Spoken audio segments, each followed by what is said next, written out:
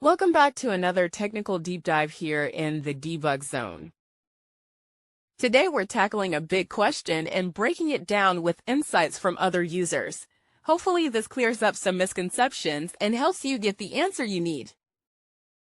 So buckle up, stay a little curious, and let's jump right in.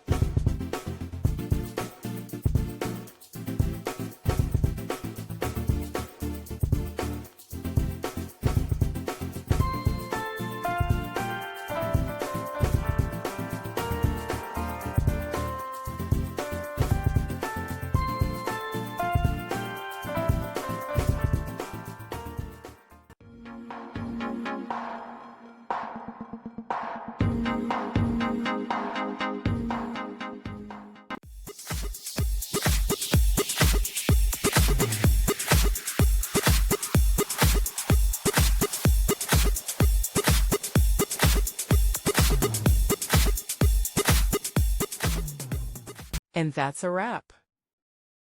I hope you found the answer you were looking for. If you did, take a second to hit that subscribe button. It really helps out.